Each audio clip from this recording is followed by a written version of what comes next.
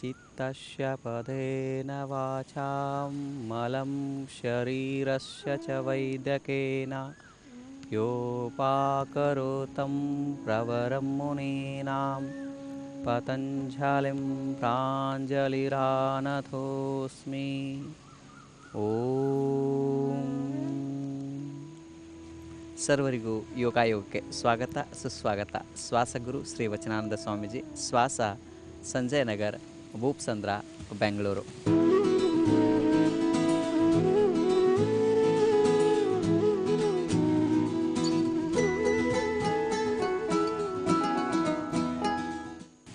ಬಂಧುಗಳೇ, ಇಂದು ಕೆಲವರು ಆಸನಗಳನ್ನ ಅಭ್ಯಾಸ ಮಾಡೋಣ. ಆ ಮೂಲಕವಾಗಿ ನಮ್ಮ ಶರೀರದಲ್ಲಿರುವಂಥ ಕೆಲವಾರು ರೋಗಗಳನ್ನು ಹೇಗೆ ನಾವು ಸಿಂಪಲ್ ಆಸನ ಮಾಡುವ ಮೂಲಕ ಆ ರೋಗಗಳನ್ನು ನಾವು ನಿವಾರಿಸ್ಕೋಬೋದು ಅನ್ನೋದನ್ನು ತಿಳಿದುಕೊಳ್ಳೋಣ.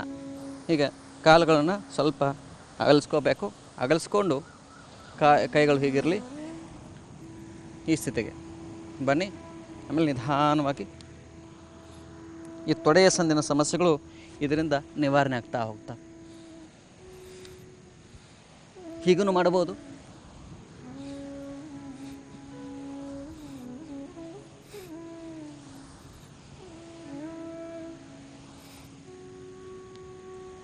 ಇದು ಒಂದು ಈ ರೀತಿ ಮಾಡೋದ್ರಿಂದ ಏನಾಗುತ್ತೆ, ತೊಡೆ ಸಂಧಿಗಳೇನು ಬಿಗಿತಾ ಇರ್ತದೆ ಅದು ಸಹಜವಾಗೇ ನಿವಾರಣೆ ಆಗ್ತಾ ಹೋಗುತ್ತೆ. ಹೇಗೆ ನೀವು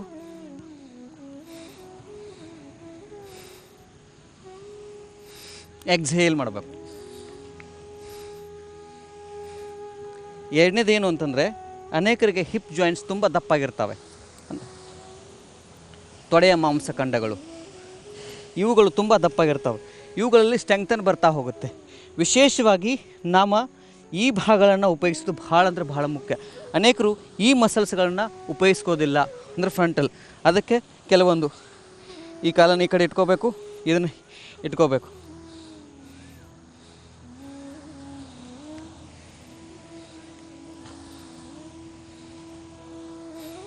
ಒಂದು ಇಲ್ಲಿ ಎಕ್ಸಸೈಸ್ ಆಗ್ತಾ ಇದೆ, ಇನ್ನೊಂದು ಕೈಗಳಲ್ಲಿ ಎಕ್ಸಸೈಸ್ ಆಗ್ತಾ ಇದೆ. ನೋಡಿ, ಯುನಿಕ್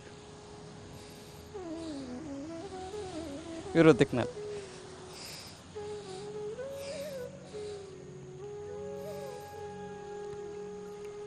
ಇದು ಒಂದು ನಮ್ಮ ಭುಜಗಳಲ್ಲಿ ಎಕ್ಸಸೈಸ್ ಆಗ್ತಾ ಇದೆ ಮತ್ತು ನಮ್ಮ ತೊಡೆ ಸಂಧಿಗಳಲ್ಲಿ ಅಟ್ ದ ಸೇಮ್ ಟೈಮ್ ಇವರು ಸ್ಟ್ರೆಂಗ್ತನ್ ಮಾಡ್ತಾ ಹೋಗಬೇಕು.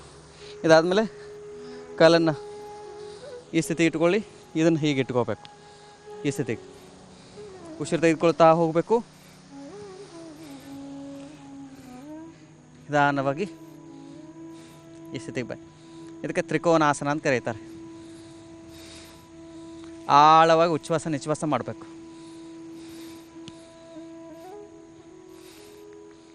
ವಾಪಸ್ ಬರಬೇಕು. ಪುನಃ ಇನ್ನೊಂದು ಬಾರಿ.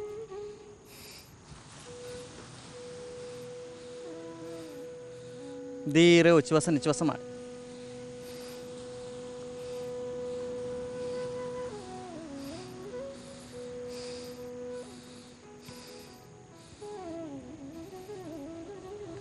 ವಾಪಸ್ ಬನ್ನಿ. ಈಗ ಈ ಕಾಲನ್ನು ಒಳಗೆ ತೆಗೆದುಕೊಳ್ಳಿ. ಇನ್ನೊಂದು ಕಾಲು ವಿರುದ್ಧ ದಿಕ್ಕಿನಲ್ಲಿ ಈ ಸ್ಥಿತಿಗೆ ನಿಧಾನ ಉಸಿರು ತೆಗೆದುಕೊಳ್ಬೇಕು. ಇದನ್ನ ಹಿಡ್ಕೋಬೇಕು ಹೀಗೆ.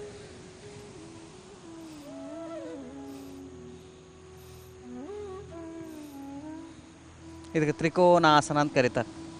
ವಿಶೇಷವಾಗಿ ಈ ಭಾಗದಲ್ಲಿ ತುಂಬ ಸ್ಟ್ರೆಂಗ್ತನ್ ಬರ್ತದೆ. ಈ ಮೊಳಕಾಲು ನೇರವಾಗಿರಬೇಕು.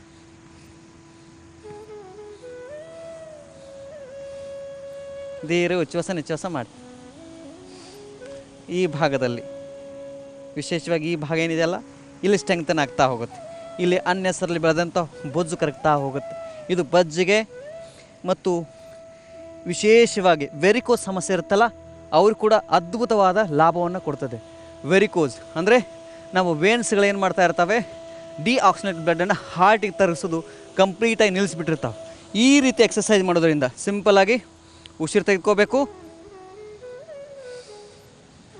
ಹೀಗೆ ಮಾಡೋದ್ರಿಂದ ಏನಾಗುತ್ತೆ, ಇಲ್ಲಿ ರಕ್ತ ಉಚ್ಛ್ವಾಸ ನಿಶ್ವಾಸ ಮಾಡಬೇಕಂದ್ರೆ ಏನಾಗುತ್ತೆ, ರಕ್ತ ಪರಿಚಲನೆ ಆಗ್ತಾ ಹೋಗುತ್ತೆ.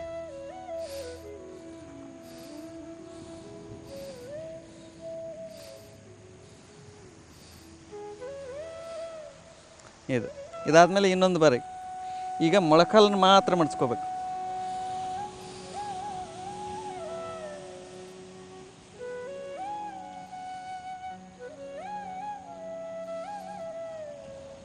ನಿಧಾನವಾಗಿ ಹೇಗೆ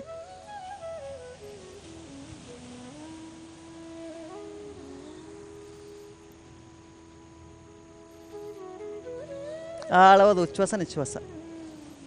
ಅದೇ ರೀತಿ ಇನ್ನೊಂದು ಕಡೆಗೆ ಏನು ಮಾಡಬೇಕು, ನಿಧಾನ ಉಸಿರು ತೆಗೆದುಕೊಳ್ಬೇಕು.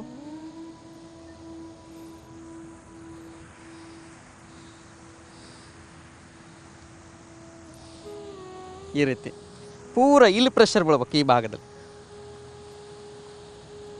ವಾಪಸ್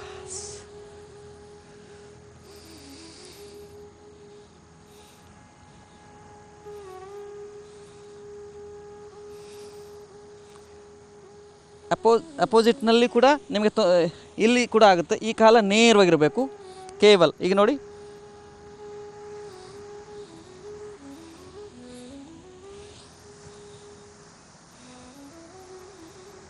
ಆಮೇಲೆ ಪುನಃ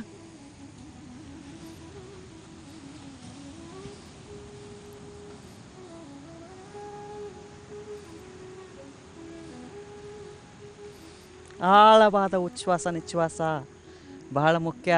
ಇಲ್ಲಿ ಕೇವಲ ನಾವು ಮಸಲ್ಸ್ ಮೇಲೆ ವರ್ಕ್ ಮಾಡ್ತಾ ಇಲ್ಲ, ಇಲ್ಲೇನು ಮಾಡ್ತಾ ಇದ್ದೀವಿ, ಉಚ್ಛ್ವಾಸ ನಿಶ್ವಾಸದ ಮೇಲೆ. ಇದು ಪ್ರಾಣಾಯಾಮ. ನಿಜವಾದ ಪ್ರತಿಯೊಂದು ಆಸನಗಳಲ್ಲಿ ಪ್ರಾಣಾಯಾಮ ಮಾಡಬೇಕು ಅಂತಂದರೆ ಇದೇ ರೀತಿ ಈ ಪೋಶ್ಚರ್ ಬಂದ ತಕ್ಷಣ ಇಲ್ಲಿ ಉಚ್ಛ್ವಾಸ ನಿಶ್ವಾಸ ಮಾಡೋದು. ಆವಾಗ ನಿಮಗೆ ನೋವು ಬರ್ತದೆ.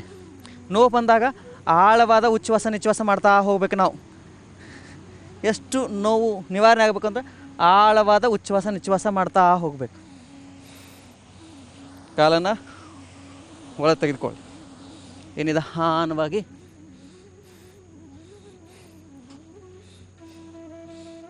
ಈ ಸ್ಥಿತಿಗೆ ಬನ್ನಿ.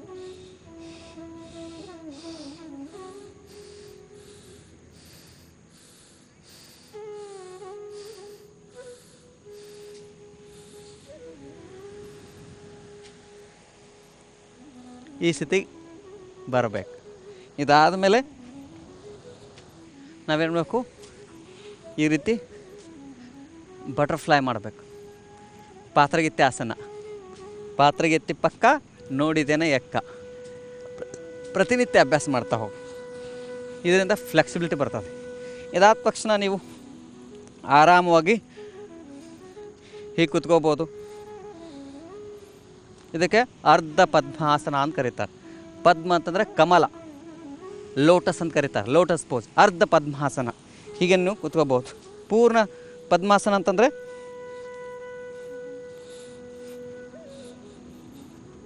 ಇದಕ್ಕೇನು ಕರೀತಾರೆ, ಪೂರ್ಣ ಪದ್ಮಾಸನ ಅಂತ. ನೀವು ಬುದ್ಧನ ನೋಡಿರ್ಬೋದು, ಹೀಗೆ ಕೂತಿರ್ತಾರೆ ಗೌತಮ್ ಬುದ್ಧ.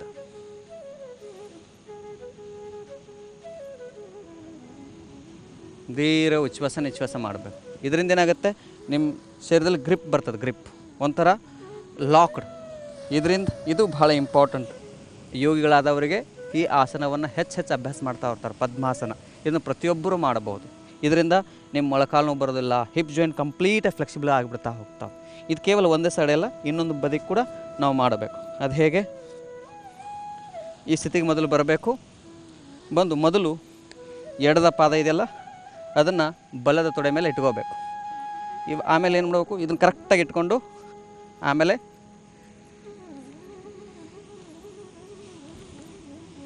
ಈ ಸ್ಥಿತಿ ಕೂತ್ಕೋಬೇಕು. ಇದು ಕೂಡ ಪದ್ಮಾಸನ ಅಂತ ಕರೀತಾರೆ.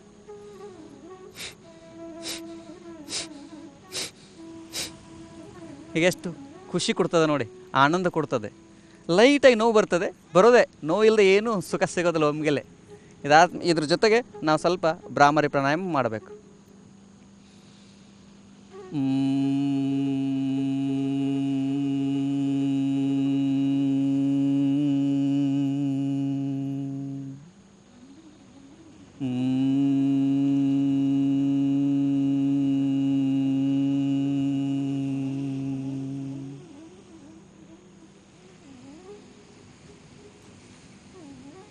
ಇದಾದಮೇಲೆ ನಿಧಾನವಾಗಿ ರಿಲ್ಯಾಕ್ಸ್ ಆಗಬೇಕು. ಸುಖಾಸನದಲ್ಲಿ ನೀವು ಕೂತ್ಕೋಬಹುದು, ಅಥವಾ ಈ ಸ್ಥಿತಿಯಲ್ಲಿ ಕೂಡ ಕೂತ್ಕೊಂಡು ನೀವು ಭ್ರಾಮರಿ ಪ್ರಾಣಾಯಾಮ ಮಾಡ್ಬೋದು.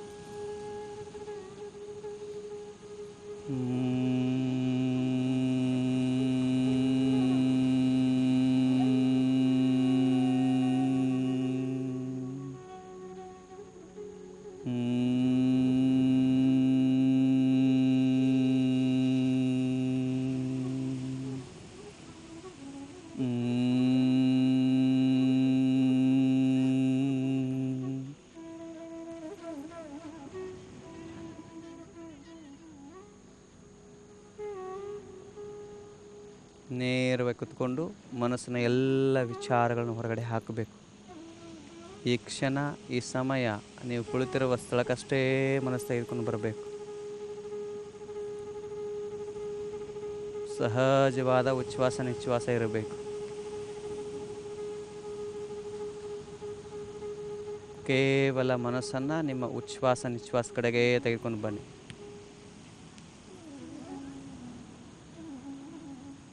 ಒಳ ಬರುವ ಹೊರ ಹೋಗುವ ಉಚ್ಛ್ವಾಸ ನಿಶ್ವಾಸ ಪ್ರಕ್ರಿಯೆಯನ್ನು ಗಮನಿಸುತ್ತಾ ಹೋಗಿ.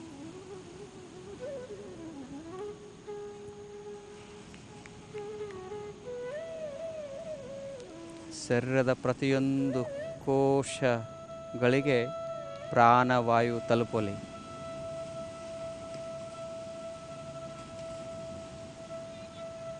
ಎಪ್ಪತ್ತೆರಡು ಸಾವಿರ ನರನಾಡಿಗಳಲ್ಲಿ ಪ್ರಾಣವಾಯು ತಲುಪುವಂತಾಗಲಿ. ಹಾಗೆ ಸಂಕಲ್ಪವನ್ನು ಮಾಡಿಕೊಂಡು ಕುಳಿತುಕೋಬೇಕು.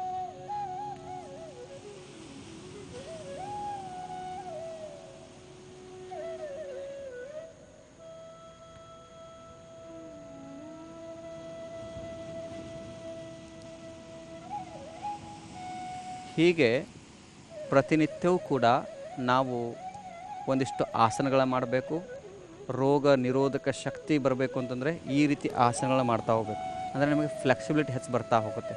ಇದಾದ ಮೇಲೆ ಒಂದಿಷ್ಟು ಧ್ಯಾನವನ್ನು ಮಾಡಿದಾಗ ನೀವು ಮಾಡಿದಂಥ ಆಸನಗಳಲ್ಲಿ ಏನಾಯಿತು, ಯಾವ ರೀತಿ ಶರೀರದಲ್ಲಿ ಬದಲಾವಣೆ ಆಗ್ತಾಯಿದೆ, ಆ ಅವಲೋಕನವನ್ನು ನಾವು ಮಾಡಬೇಕು. ಅದಕ್ಕೆ ನಾವು ಪ್ರಾಣಾವಲೋಕನ ಅಂತ ಕರಿತೇವೆ. ಪ್ರಾಣದ ಅವಲೋಕನ, ಶರೀರದಲ್ಲಿ ಯಾವ ನಾಡಿಗಳಲ್ಲಿ ಏನಾಗ್ತಾ ಇದೆ. ಇವಾಗ ಎಷ್ಟೋ ನಾಡಿಗಳು ಬಂದಾಗಿದ್ದು ಆ ನಾಡಿಗಳು ಪುನಃ ಓಪನ್ ಆಗ್ತಾ ಹೋಗ್ತವೆ.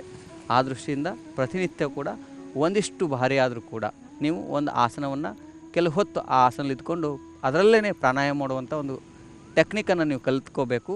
ಅದಕ್ಕಾಗಿ ನಮ್ಮ ಶ್ವಾಸ ಸಂಸ್ಥೆಯಲ್ಲಿ ಈ ರೀತಿಯಾಗಿರುವಂಥ ಟೆಕ್ನಿಕನ್ನು ಭಾರತದ ಸನಾತನ ಯೋಗ ಪರಂಪರೆಯ ನುರಿತ ಏನು ಯೋಗ ಗುರುಗಳಿದ್ದರು ಅವರಿಂದ ಪಡ್ಕೊಂಡಂಥ ಈ ವಿದ್ಯೆ ಪ್ರತಿಯೊಬ್ಬರಿಗೂ ತಲುಪುವಂತಾಗಲಿ. ಕೇವಲ ಆಸನ ಅಂತಂದರೆ ಮೈ ಮುರಿಯೋದಲ್ಲ.